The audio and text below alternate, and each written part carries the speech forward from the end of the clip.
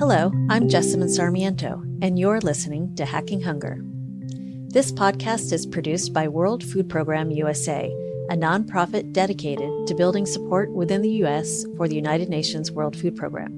We tell hidden stories of hunger, including those from the men and women who are leading the fight to end world hunger. On this episode, we hear from a Yemeni aid worker on what it's like to live through the world's worst humanitarian crisis. It was crazy to see, a whole family of 9 people were killed in an airstrike, just, 200 meters away from my house. For more than 4 years, Yemen has been the site of the world's worst humanitarian crisis. Civil war has pushed the country to the brink of famine. Over 20 million people face hunger in the country, and half of them are close to starvation. WFP is doing everything it can to keep families from starving. That means both providing assistance in the form of food and cash and implementing programs to help families boost their self-sufficiency and food security. Currently, WFP has nearly 800 employees on the ground in Yemen, working day in and day out to keep the country from falling into total famine. Most of these staff members are Yemeni nationals who, in the past 4 years, have seen the nation they love destroyed. Like most Yemenis, their lives have been uprooted and they have faced tremendous hardships. Simply traveling to work can be a dangerous task. Yet they still show up each day despite the struggles they've been through, dedicated to helping their fellow citizens in desperate need. One of these WFP staffers is Mohammed Ghanim, a program officer based in Sada, a city in the north of Yemen. Mohammed helps manage general food and voucher distribution along with the school meals and food assistance for assets program. Mohammed has been with WFP for more than a year, but has worked in humanitarian assistance for other NGOs since before the war began. He has not been immune to the war's impact. His family has suffered. But he insists that compared to most, they have been fortunate, and he is dedicated to giving back to others in need. We asked Mohammed if he would be willing to give us first-hand insight into the struggles Yemeni families are facing, and he generously agreed. We caught up with him in his office, where he told us more about the impact of Yemen's war, how WFP is working to help, and his hopes for his country's future. My name is Mohammed Ghanim. I am working for WFP. Currently I'm working for WFP Sada area office. It's in the north of Yemen. Mohammed, thanks so much for joining us today. With the current situation in Yemen, I know you have a lot on your plate, but tell us a bit about your family. I know you live in Sada and they live 5 hours away in Sana'a. I have my smaller family, which I call my wife and kids are in Sana'a place now. My bigger family, which is my mother, my father, my brothers. I am the oldest son of the family anyway, so I feel like I'm responsible for others.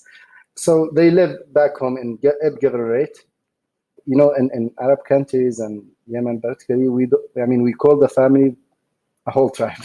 So we have our uncles, aunts, there in Eb and also in Sana'a. So I was told you've been working in humanitarian aid in Yemen for 10 years. And of course, you've lived in Yemen the majority of your life. Can you tell us how things have changed there in the last 4 years since the war started? It is, unfortunately, it's getting worse. It was bad in the past, but now it's getting worse. It's really deteriorating,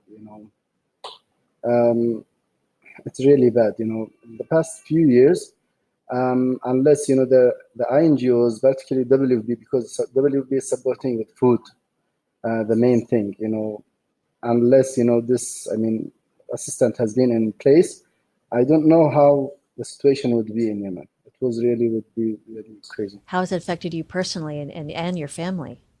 When the war started, I was in Aden with my family. I was working for Care International, and my family, my small family, my wife and kids were with me in Aden. But when it started in North and in Sana'a particularly, I felt like, it's not going to be well, I had to, so I took my family back and they stayed, alone in Aden. And then when the war started, in Aden, I had to run away from, not only me, everyone.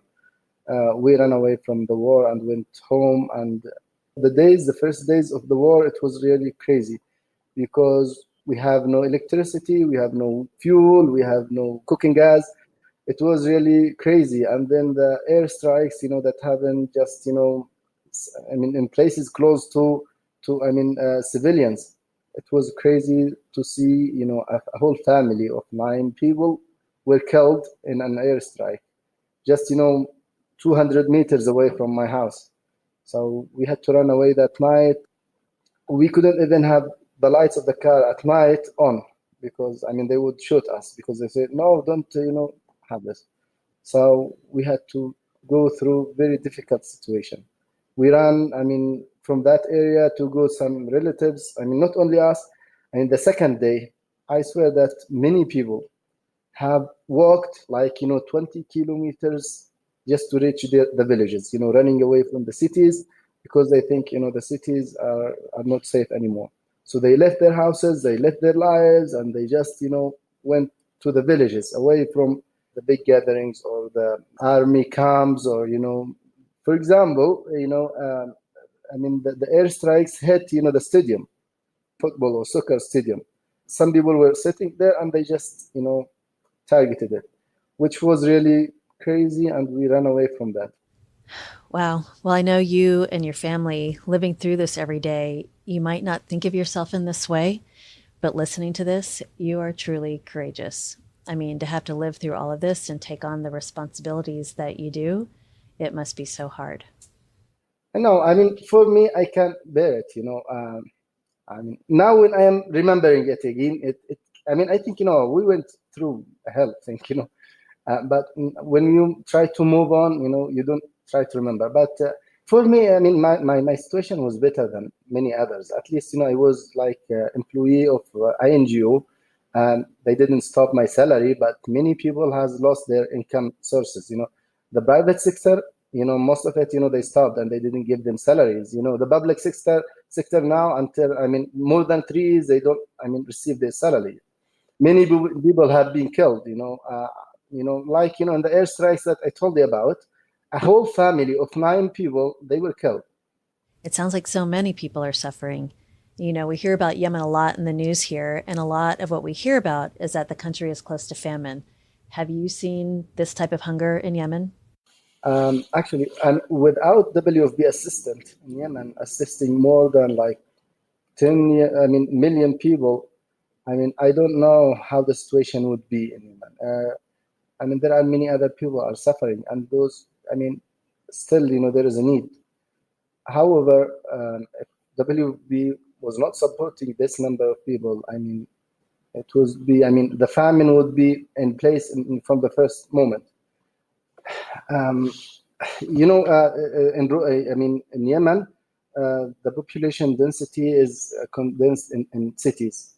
In rural areas, it's only very poor people are there, and sometimes the assistant cannot does not reach them. I have seen many people, very skinny people, when I went to some areas, very skinny people, and the kids are very skinny, and they are, when you ask them, in some school meals, I have asked people, do you, think that this is good for you? They said, this is the breakfast that I have. I don't eat until, afternoon. And then some people, they skip like dinner. Some people, they gather leaves of trees and they eat them, what they find.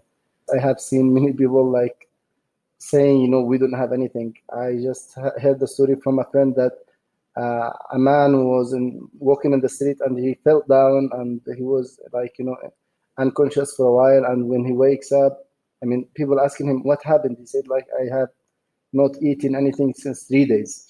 So sometimes, it's really. Thank you so much for the work you're doing to help people who are clearly in urgent need, even while things are so tough for you. Let's talk about your work for a minute. Specifically, what WFP is doing in Yemen to get food to people. You mentioned school meals. How have school meals been helping kids in Yemen? Everyone says, in all the schools that I have been visiting, and many, places that they said sent us the reports. They said, the school meals have helped people. Students, they come to close and they don't miss. Sometimes they don't miss a day. Salaries are not paid, and teachers are not paid for being teaching. but they had to go there. And students, I mean, sometimes I went to a village. There is no there are only two teachers in the whole school, and they try to run the whole school. But and the students, all the students are coming because the school means, and so we have asked some kids, I mean, what does that mean to you? I mean, do you like, he said, this is sometimes, this is my breakfast. This is my breakfast, that I come to take my breakfast, because we don't have, breakfast at home. What kind of food do you give them? We give them like 2 date bars or 2 bags of biscuits, small biscuits, which is 40 grams. Sometimes they eat them in schools, but I have seen, we visited some schools here, and they keeping them. And I mean, sometimes they eat one and they keep the other one for back home. I asked one of the students, why do you keep this for home? He says, I want to give it my little brother because he likes them. So it sounds like school meals are making a big difference. Keeping kids in school and making sure they aren't left behind because of war is a big deal. Now, you work specifically as well as an officer for the program Food for Assets. Explain to us what that program is and what it looks like in Yemen. WFP has started the food assistance for assets from like a few years, and it's scaling it up, which is, helping people to work.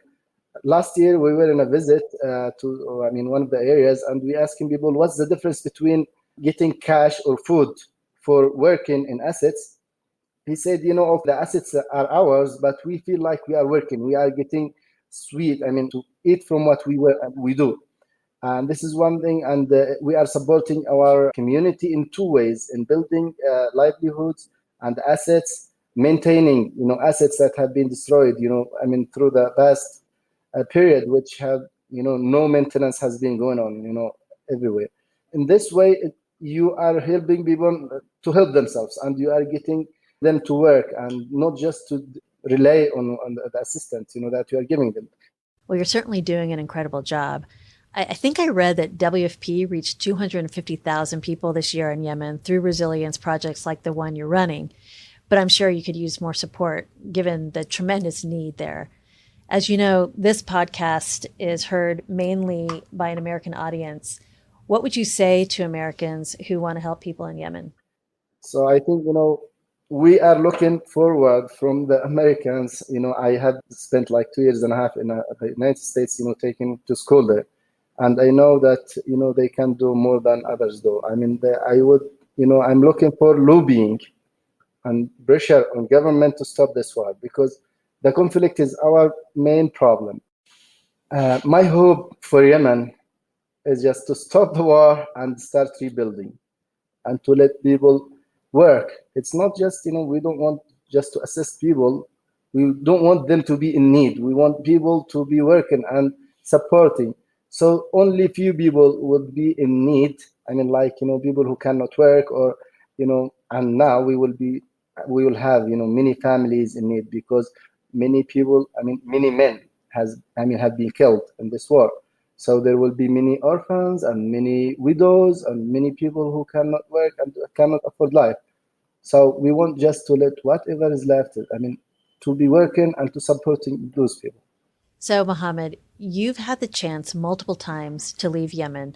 And as a matter of fact, you lived in the U.S., and I know you spent time working in Saudi Arabia. Why did you choose to go back? What's your hope for the country? I want my country to be a good country to live in. I hope that Yemen becomes one day like the United States.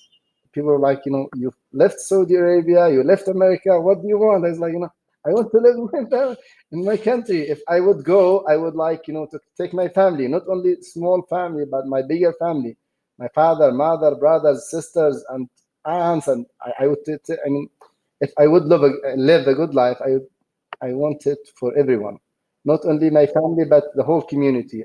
So, let's stop the war and, rebuild the country.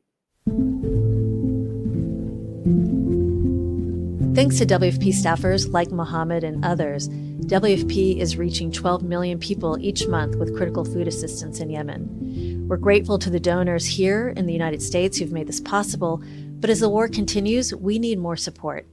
To reach everyone in need through the next 6 months, in Yemen, WFP needs an additional $600 million. That might seem like an overwhelming amount, but just 50 cents can help feed a child for a day. And in places like Yemen, every dollar and every cent makes a difference.